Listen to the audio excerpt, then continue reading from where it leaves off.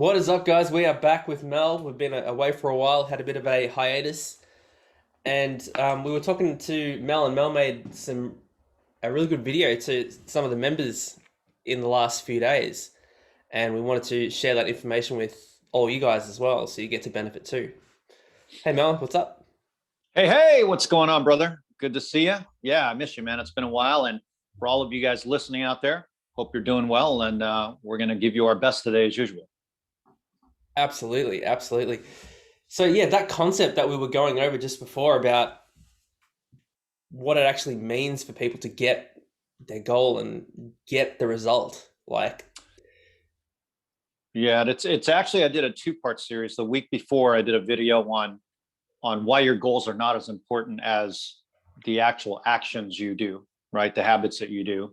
And then I followed it up with the how doesn't mean anything if you don't have the why. And I know that the why and the inspiration has been beaten down to death like crazy in the self-improvement kind of world. However, it stands tried and true that if it's not, let's go beyond why you do it, right? Is it important enough to you? If the reason why you're doing something, anything, isn't important to you, why the fuck are you doing it? Mm. Seriously, right? You and I have we're pretty accomplished in our own right. And can you think back on anything that you really accomplished that you're proud of where it wasn't important to you? And where, there were moments where you're like, you're dog tired, you'd rather be doing something else, but you actually do what you got to do because you know it takes what it takes. Right? Absolutely. Right? Okay. So in the realm or however way you pronounce it, of exercise transformation, physical transformation, the reason why you do it, why you meal prep, why you work out, why you calendar shit, why you go to the supermarket and follow a recipe and cook it, and while everybody's out drinking or whatever, and it's not a day where you can, why do you do it?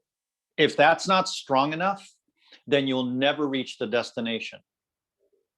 The destination really is not as important as I won today, I did it today. Because that's all you have control over is literally today. Exactly. Yeah. It's not, tonight is not even guaranteed. It is, 4 o'clock here, 4:15 in the afternoon here in California. But anything can happen to me on the road, on the way home, knock on wood. It doesn't, right? So I can only control this particular moment. And if I do all the steps I'm supposed to do and I focus on the habits and focus on the effort instead of the goal, then the effort gives me that the likelihood that I'm in the direction of where I'm supposed to go to get to the goal. If you don't focus on the effort, there's no direction. If there's no direction, there's no goal. There's no goal, there's no accomplishment. It's so elementary, a 2-year-old could figure it out, or maybe a 10-year-old, but you know what I mean? It's got to be important. Yeah. It's one of those things that I think people they consider they want to get a result or an achievement around fitness or something like that, and they forget they forget about what it was that they wanted, or they lose sight of why they're doing it, and then they lose sight of the action, and then they lose sight of even wanting to, or even being able to answer the question, why am I doing this again? And they forget. And that might take really like a really fast time scale for someone that isn't really accustomed to fitness. Like that might be like a 3-month period for someone, or that might be like a 10-year period for someone who's quite good at fitness. So it's one of those things that slides and can be short or fast depending on someone's ability. That's a great point, because timeline absolutely kind of doesn't even matter. It doesn't, right? It could be like in my personal exercise program, having gone through what I went through last year with coronavirus, it changed my microcycle from weekly to annually. Just imagine that for a second. My microcycle is the entire 2021. It's not 52 weeks. It's not weekly every 52 weeks. Most people are like, they can only see 1 week at a time. Yeah. I challenged myself to make 2021 my entire microcycle, but my macro cycle, my big picture goal is 2025 when I turned 60. For me, Yeah. right? How did I arrive to that? I was thinking about this today when I was working out because I knew we were going to talk about this. You made a good point a few months ago where when you and I talk to guys, candidates who apply for our program, and you'll get on the phone and one guy, oh yeah, I could do this. Oh yeah, that's awesome. And they're just full of energy about it. Oh yeah, absolutely. But you made a great point that the guy who always talks shit like, oh, I could do that. Yeah, I'm ready to go, man, boss. Come on, send me the plan. Da, da, da. They really aren't in an inspired position to carry out the work because they're just stepping on the gas thinking, fuck, I can do it. Yeah, right? Yeah. The guy who has the quiet clarity, the guy who says, okay, and you ask them the question, at least I do, two things need to happen, John. The most successful clients we have do the meal prep. They actually do it. They package the food. They schedule 1 or 2 moments during the week, depending on how fresh they want the food to be, right? To cook the food, package it, bring it to work, keep it in the fridge there, bring it daily in a cooler, or at least their fridge is stocked so they put themselves in the right position, have fuel all the time, and not have bad mistakes, right? Yeah. And then they also calendar their workouts. Those are the two things that our most successful clients do. Can you do that?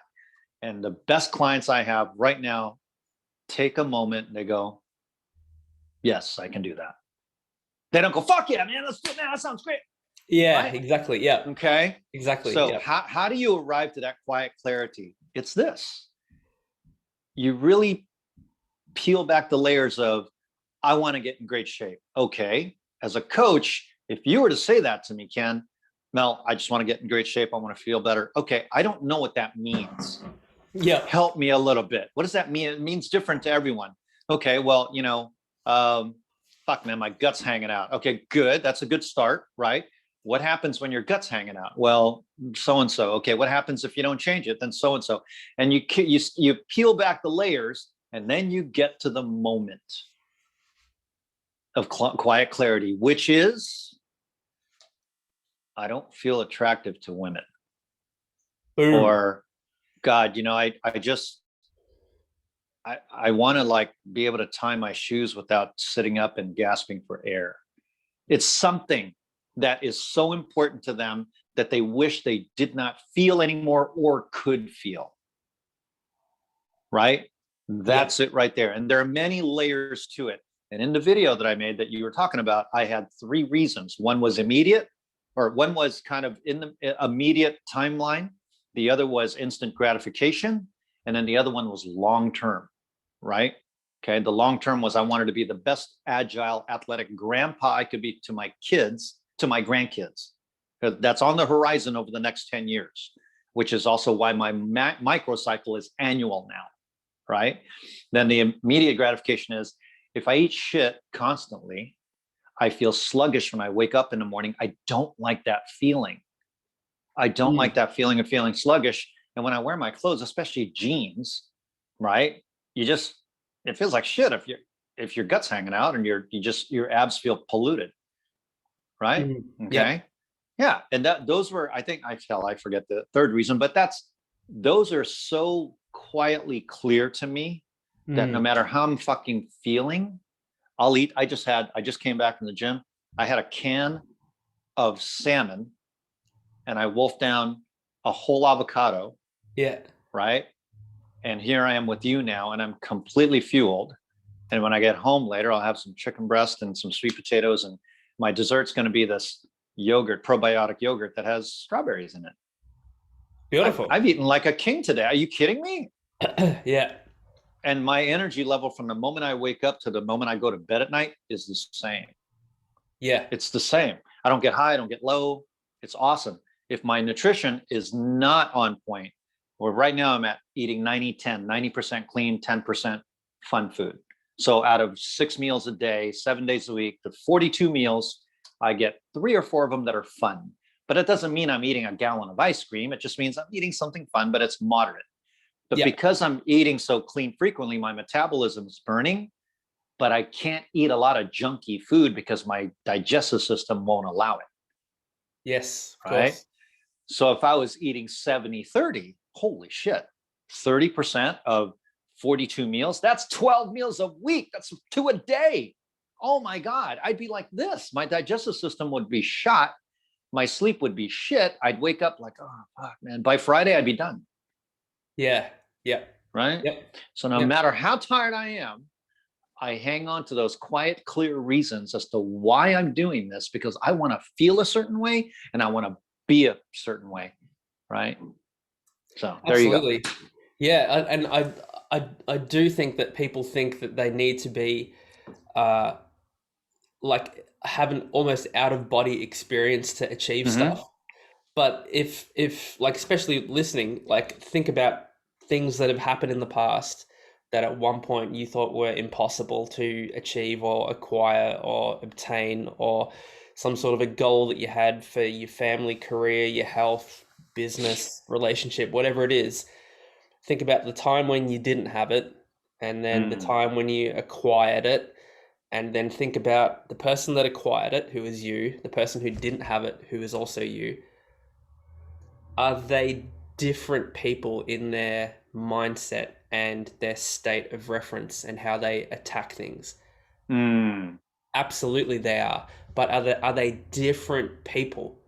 Is this person fundamentally like horrifically different from this person? mm, And from the person who doesn't have the goal, they would say, yes, I am so far different from this person, it's not even funny. But the person who's acquired the goal, who has the foresight, who can look back and say, no, that is still me. mm, It's just that I've made or found the tweaks that I needed to make in my habits to get the goal. But I can still see how that person is still me.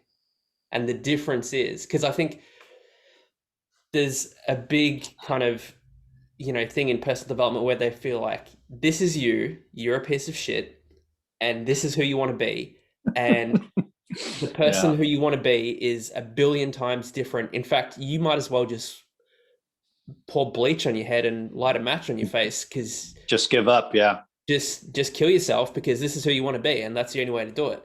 And I think people feel like it's such a big bridge between what they Right. want and where they are. But in actual fact, like you said, it's the daily little things that you do over time. That's the bridge. Those are the things. The bridge isn't going from here to 10% body fat. The bridge Mm-hmm. is getting up, having a black coffee, and having your first meal at 1 p.m. like you said you would. That's the bridge. Right. It's interesting because as you were saying that, I thought of this phrase that I heard the other day. It was brilliant. I sent it to you. What is the person? What is the person I want to become? What would the person I want to become be doing? What would the person I want to become do? What would the how would the person I want to become do what I'm about to do? Boom. Right there, right? How would the person I want to become do what I'm about to do? That is a massive, like immediate hit warp speed, Millennium Falcon, bam, you're in the future and it's now. You're looking at you are literally face to face to your future self and you're asking that person, how would you do what I'm about to do right now? I want to become you. Yeah.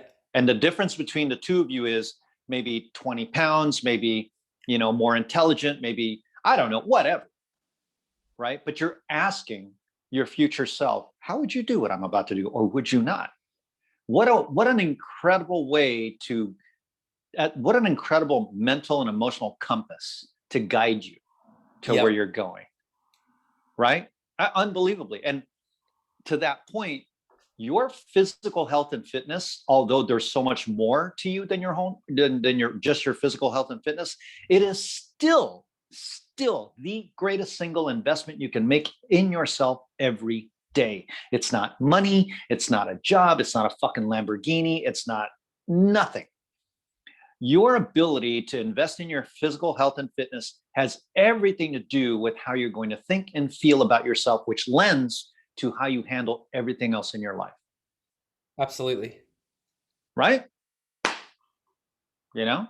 So how do you, I mean, how does somebody look? I had last year, I had a dear friend of mine pass away, and you and I did a podcast about this. And this guy was early 60s, built a massive electrical, commercial electrical company empire. I learned a lot from him. However, he was just a little too late. I entered his life 20 years ago, and he'd lose 20 pounds, he'd gain 20 pounds, he'd lose 40 pounds, he'd gain 20 pounds. And then, but his vice was drinking after every day after work, eating, every day after work, right?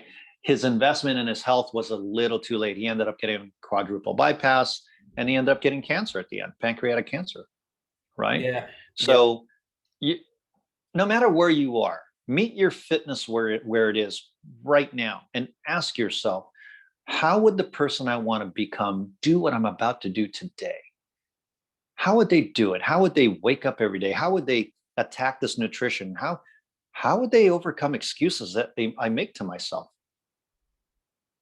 How do I take ownership of this thing? Yeah. Keep it so simple, and every day just do one small thing a day. I mean, the success in your life when it comes to physical fitness is exact compound interest. Small incremental changes lead to massive results at the end. Yeah. Massively, massively, right? Anyway, I could go on and on about it, but it's a wonderful dynamic. And I just think it's, for those of you all listening and watching out there, oh, please have a moment of quiet clarity and just peel back the layers. There's no right or wrong. Everybody has different goals, right? If oh, that's stupid, that's not a goal. Sure it is. If it's important to you and you want to feel a certain way or look a certain way, and there's a process to get there, why would it be stupid? It's personal to you, right? If that's what's going to get you up every day in the morning, if that's what's going to help you overcome the excuses, if that's what's going to help you not do what you know you shouldn't do, and have it set you back, but propel you forward because you do the right action, why would it be stupid? Absolutely. Bro, I think we're going to have to cut it there, because I think that's something that we need to, like, honestly, We can like, expand. Yeah. like, I think we literally need to give people that moment to stop and pause and actually use that information and go through it. That's a great move. I think we should finish there, because I'd like all of you who are listening to this to take away with that simple request to yourself, right? So write it down, guys. Here it is. How would the person I want to become do what I'm about to do? Now write it down, post it on the fridge or something, or put it in a notepad in your iPhone, and then come back to it and let it come to you. And have moments of quiet clarity. Go from the basic reason, the framework of, I want to get in shape or I want to lose weight. Okay, cool. Love that. That's a direction, but it's not an outcome, right? You don't ask, you don't get. You don't specifically ask, you'll never get. Look for the outcome. What really is important to you? And don't judge it. Don't judge yourself. Hell, you don't have to tell anybody. But it's got to be the driver where you're going to wake up every day and you say to yourself, I get to fucking get to that and go to that direction again today. And that's exciting. And I'd challenge people also to not just fitness, do it in every other category that you've got that's important to you. Because this is an exercise that you can do multiple times a year. Because it's not often that people give themselves a moment. I mean, how many people do you know off the top of your head that would sit there and have enough introspection to ask themselves that question and not bulldoze through decades of their life? There are millions of people that never take that moment to ask themselves. They live lives of victimization. And the first thing they're going to do is they're going to blame some factor of their life on something outside of themselves instead of take ownership on it. And I think taking ownership should be the next thing we talk about that connects this talk right here, this podcast right here, right? Because when you make a specific outcome the direction you want to go, you must take ownership of who you are every day at that point. There's no excuses. The only person that you can really face is yourself in the mirror. There's no one to blame. And you can take that specific question of how would the person I want to become do what I'm about to do, and check in with yourself once a day with that question on many areas of your life. Absolutely. What's your relationship like with money? What's your relationship like with your family, your spouse, your children? If you want to improve certain areas of your life, simply ask that question and you'll find an answer. You know the answer, right? You're just afraid of it because it's true, which means you're not taking ownership of it, which is the next great thing we could talk about. Till next week. Till next week, brother. All right, guys. Take care, guys. Keep hitting it hard. Proud of you. Buddy.